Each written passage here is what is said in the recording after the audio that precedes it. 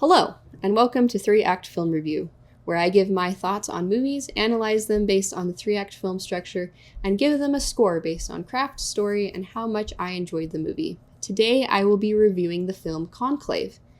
As always, I will start with my spoiler-free review.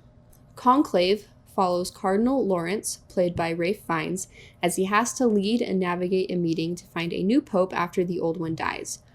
There's conspiracy and intrigue as he tries to figure out who is worthy of being the next pope and who is not. I found this movie very fascinating.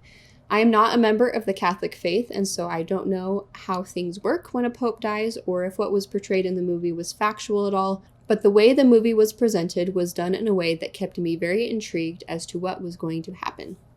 This movie was written and paced extremely well. It's a story of tradition versus progress, keeping things the same or going back to how they were, versus adapting to modern times and the needs of the modern time. It's no wonder it won Best Screenplay recently at the Golden Globes. In terms of story and story structure, there were a few things, especially towards the end of the film, that I wish could have been expanded on or explained more. I'll elaborate more on that in my full review. Visually, this film had a clear and clean style and look to it. It had a clear color palette with the red, white, and gray, and the framing of many of the scenes I felt contributed to the story of the film. The very symmetrical shots almost represented the order and tradition many of the cardinals were looking for, while the non-symmetrical shots represented the idea of change. It was a very visually pleasing movie to watch.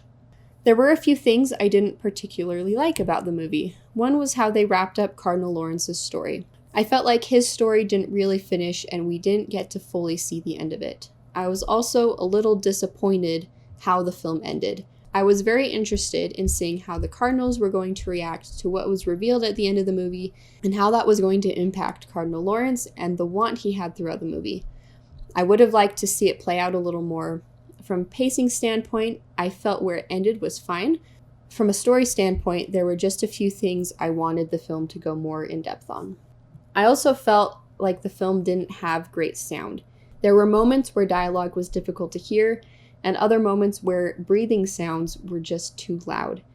In fact, it felt like there were breathing sounds throughout the majority of the movie. And maybe that was a choice the filmmakers made, and that was a choice.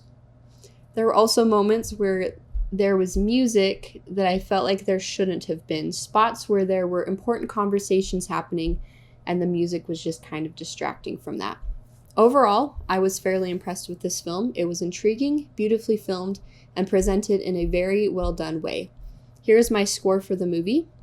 If you've seen the movie, stick around to find out why I scored it the way I did. Now for my full review. So starting off right away, the movie was intriguing. I already knew the premise of the film going in, and so I wasn't surprised by the opening scene of them gathering after the Pope had died, but it was very fascinating to watch the Latin all the cardinals were speaking. Again, I don't know what the Catholic Church does when a Pope dies, but what was portrayed in the movie was very cool to me. After this scene, we get Cardinal Lawrence's want to resign as dean, which has previously been refused by the late Pope. Lawrence's actions throughout the rest of the movie indicate that a lot of how he is voting and convincing others to vote has some to do with who is going to let him resign. Now that the Pope is dead, they need to find a new Pope, so all of the cardinals from around the world come to vote. They all isolate themselves from the influences of the world and gather in one spot so they can cast their votes. During the first night at dinner, Cardinal Benitez is introduced, who in the scene before is revealed to have been assigned to a ministry by the Pope without letting anyone know. At this point, we the audience know something is going to be important about this character since he was introduced specifically. We just don't know to what extent yet. Also, at this point in the movie, Lawrence is already suspicious of a few of the major candidates for the vote, specifically of Cardinal Tremblay, after learning the Pope dismissed him before he died, though he doesn't yet have solid evidence of that. They have the first vote, and there are quite a few people who have been voted, including Lawrence, as well as 4 that are getting the most votes, Tremblay being 1, and the others being Bellini, Adeyemi, and Tedesco. During the next few days of voting, Lawrence is also spending his time doing some investigating to find out some information about Tremblay.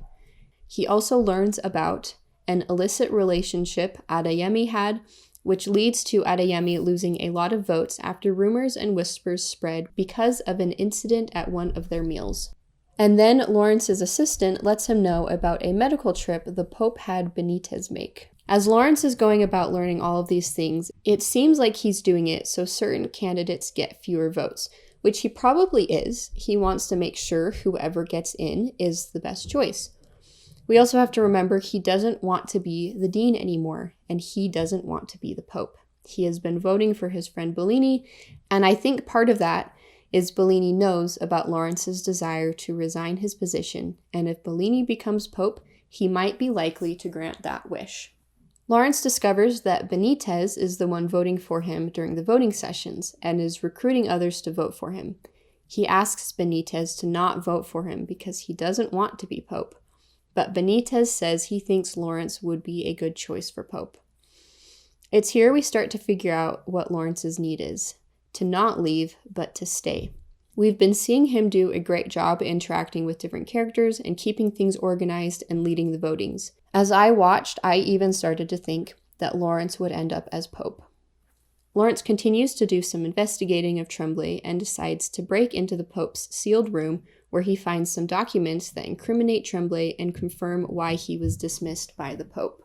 The pacing of all these reveals I felt was done very well, and I felt the way each one was done very well. And each one starts to lead Lawrence to feeling like he needs to stay, or possibly that he needs to be trying to get votes to be Pope. After Lawrence finds out this information about Tremblay, he tells Bellini what he found, and Bellini tells him not to tell anyone. But Lawrence does anyway, and that basically gets Tremblay taken out of the vote. Lawrence then reconciles with Bellini, and Bellini asks him if he was elected, what his Pope name would be. This is Lawrence's Act 3 moment, his realization of self. He's finally come to the full realization that he could be elected as Pope, and so accepting that is something he needs to do, and part of accepting that is choosing a name. They go into the next vote, and there is an explosion outside that breaks through the walls of the chapel they are in, and so they have to pause the vote. The cardinals all gather in another room and argue about what is happening, some claiming that if people would listen to them and vote for them, their ideas and views would make it so what is happening in the outside world wouldn't happen, or that it is now a religious war between other religious groups.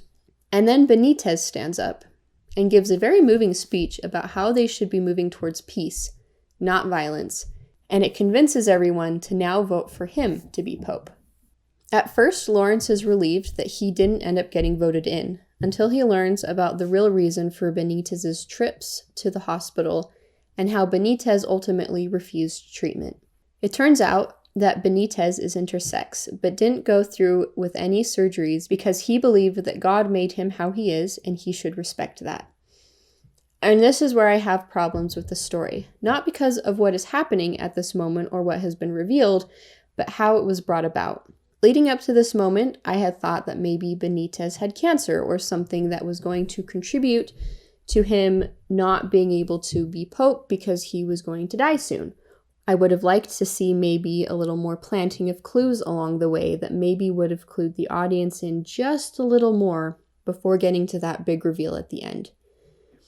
I also felt a little cheated because that is kind of a big reveal, and I felt like I wasn't given enough time to process what that might mean for the story and for some of the characters in the story.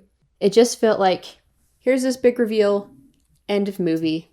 Everything was kind of brushed over. And maybe they intended it that way. Maybe they wanted it to be a big reveal of something we completely weren't expecting and then have it leave us thinking at the end of the movie. It just left me feeling a little unsatisfied at the end, whereas I had been completely satisfied up until that point. And maybe the solution to that would have been to expand the ending a little so it didn't feel so rushed. I also felt like we didn't get a conclusion to Lawrence's story. He had come to the realization that he was probably going to be voted as Pope, then he didn't get voted, and now has all this information revealed to him. At the end of the movie, we see him thinking about what just happened, and that's it. I wanted more. I wanted to see a little more of his thought process. Is he going to stick with his need and end up staying despite what he knows? Is he going to go back to his want and ask to leave? It was almost like his character arc got knocked backwards and the audience is denied seeing how he is able to recover and do what needs to be done to complete that arc. The ending was just a little disappointing to me. It felt rushed and incomplete, and I felt like it could have been finessed just a little. It all almost felt like an afterthought of how they were going to handle the interesting situation they found themselves at the end. But overall, it was an excellently made film. So now to my scores. For the enjoyment scale, I gave it a 9 out of 10. The film had me engaged and on the edge of my seat the whole time, but it gets a 9 because of how disappointed I was with the end. For 3-act story structure, I gave it an 8 out of 10 because of how messy the end of Lawrence's arc seemed to be handled and how quickly they went through Act 3. For story, I gave it a 9 out of 10. Again, same reasons for my enjoyment score. I thought the story was great. They paced it very well. The ending just didn't quite get there for me. And craft, I gave an 8.5 out of 10. Visually, it was stunning. The cinematography and color was beautiful. But like I said at the beginning of the video, the sound design was lacking and a bit distracting. I hope you enjoyed this review. If there are any movies you'd like me to analyze or hear my take on, let me know down in the comments.